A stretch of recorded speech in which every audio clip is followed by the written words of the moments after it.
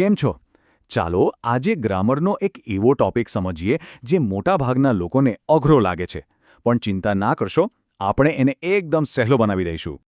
તો ચાલો સીધા જ મુદ્દા પર આવીએ અને એ જાદુઈ ફોર્મ્યુલાને સમજીએ જે પાસ્ટ મોડલવાળા વાક્યોને પેસિવમાં બદલી નાખશે. સારું, તો સૌથી પહેલા આપણે એ બે વાક્ય રચનાઓને બરાબર સમજવી પડશે જેના પર આ આખી ગેમ ટકેલી છે. જુઓ, એક્ટિવ વોઇસ એટલે સીધી વાત, કોઈ ગોળ ગોળ નહીં. કોણે શું કર્યું? બસ. કર્તા એટલે કે સબ્જેક્ટ એ જ વાક્યનો હીરો છે. હવે પેસિવ વોઇસમાં આખી સ્ટોરી પલટાઈ જાય છે. અહીંયા ફોકસ એક્શન કરનાર પર નહીં, પણ જેની પર એક્શન થઈ રહી છે એના પર આવી જાય છે. અને આમાં એક નાનકડો પણ બહુ જ મહત્વનો શબ્દ ઉમેરાય છે. અને હવે જો જ્યારે આપણે બંનેને આમ બાજુમાં મૂકીએ ને ત્યારે ફરક એકદમ ચોખ્ખો દેખાય છે. ખ્યાલ આવે છે ને કે શું બદલાયું છે? તો રચના તો સમજાઈ ગઈ, પણ એક્ટિવમાંથી પેસિવમાં જવું કઈ રીતે એના માટે એકદમ સિમ્પલ 5 સ્ટેપની મેથડ છે. ચાલો એને સમજીએ.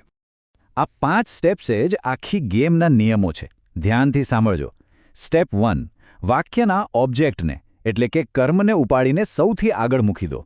સ્ટેપ 2, જે પણ મોડલ હોય કુડ, શુડ, મસ્ટ એને જરાય બદલવાનું નથી, એ એમનેમ જ રહેશે.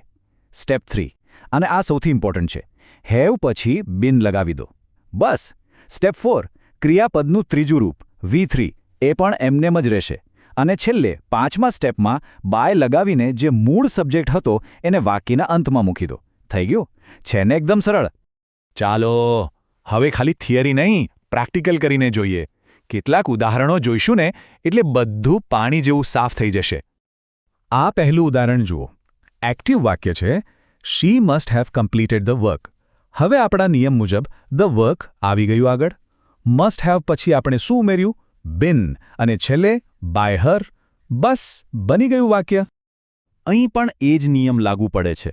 દે could have one the match માંથી ધ મેચ આગળ આવ્યું. કુડ હેવ પછી લાગ્યું બિન અને છેલ્લે બાય ધેમ. નિયમ એક જ છે, બસ એને ફોલો કરવાનો છે. અને આ ત્રીજું ઉદાહરણ શુડ સાથે. He should have finished the task. શું બનશે? બરાબર, the task should have been finished by him. હવે તો તમને પેટર્ન સમજાઈ જ ગઈ હશે, રાઈટ? હવે માની લો કે મોડલ માઇટ હોય તો કોઈ ચિંતા નહીં, ફોર્મ્યુલા તો એ જ રહેશે. We might have solved the પઝલનું પેસિવ બનશે the puzzle might have been solved by us. જુઓ, ફોર્મ્યુલા બધા પાસ્ટ મોડલ સાથે કામ કરે છે. સારું, તો ચાલો થોડી વધુ પ્રેક્ટિસ કરીએ જેથી આ કોન્સેપ્ટ મગજમાં એકદમ ફિટ થઈ જાય. પહેલું ઉદાહરણ, you would have received the letter. આનું પેસિવ શું થશે? વિચારો. હા, the letter would have been received by you. સરસ. બીજું, she could have baked the cake. આનું બનશે the cake could have been baked by her. અને ત્રીજું, they might have seen the movie. જેનું પેસિવ થશે the movie might have been seen by them. તમે જોઈ રહ્યા છો ને, દરેક વખતે બસ એ જ એક નાનો ફેરફાર કરવાનો છે. હવે સવાલ એ થાય કે આ બધું શીખવાની જરૂર શું છે?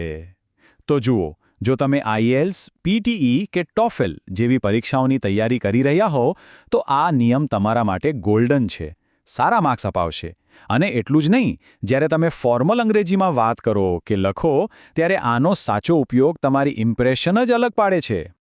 ચાલો હવે આપણે એ તો શીખી લીધું કે શું કરવું, પણ એટલું જ જરૂરી એ જાણવું પણ છે કે શું નથી કરવું. ક્યાં લોકો સૌથી વધુ ભૂલો કરે છે એના પર એક નજર કરીએ. આ 3 ભૂલો સૌથી કોમન છે. પહેલી, લોકો બિન લગાવવાનું જ ભૂલી જાય છે. બીજી ભૂલ, V3ની જગ્યાએ ક્રિયાપદનું પહેલું કે બીજું રૂપ વાપરી લે છે. અને ત્રીજી, એક્ટિવ વોઇસના મોડલને જ બદલી નાખે છે. આ વાત ખાસ યાદ રાખજો, મોડલ ક્યારેય બદલાશે નહીં.